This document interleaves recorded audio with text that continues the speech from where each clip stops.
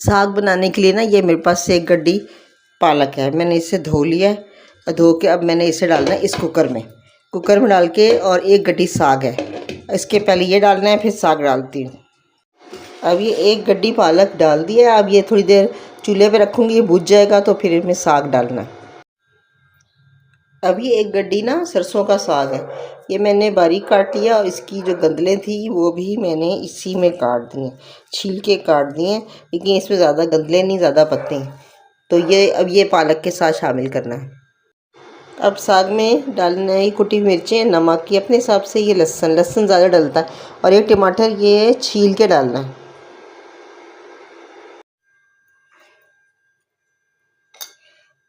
नमक,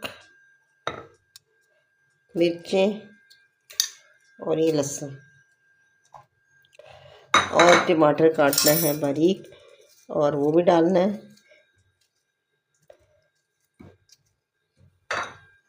टमाटर, अब कुकर बंद कर देना। अब ये साग जो है ना ये तैयार हो गया। अब इसको ना मैंने ग्राइंड करना है, और इसका पानी नहीं फेंकना, पानी फिर इसी में शामिल करना है, ठंडा करके इसको ग्राइंड करना है। ये मैंने ना साग, पालक और सरसों का ये मैंने पीस लिया। अच्छा, इससे घोटे तो ज़्यादा अच्छा रहता है, लेकिन जल्दी जैसे मैंने ना इसको पीस लिया। उसके साथ मैंने डालनी है इसमें तकरीबन 1 पाव दही, और 1 कटोरी मेरे पास ना ये मलाई है। अब इसको पकाना है, और थोड़ा सा डालना है इसमें मकई का आटा। तो मकई का आटा 1 चम्मच 2 चम्मच, ज़्यादा नहीं डलेगा, बस इसलिए कि इसका पानी सा ना ये पकाना है इसको थोड़ी देर, कि इसकी कचान निकल जाएगी आटे की। उसके बाद इसका बनेगा बघार। अब ये थोड़ा अदरक और हरी मिर्ची ये मैंने ऊपर डालने के लिए रखना है थोड़ा सा, और बाकी ये सारा जो है ना ये पत्ते में डाल देना। और ये देखें पक गया, तैयार हो गया है, बस अब इसमें बघार लगाना है। तो मैं बस में ऊपर से अदरक डाल दूँगी, मैंने पिसा हुआ नहीं डाला था, मुझे ये ज़्यादा इस तरह अच्छा लगता है।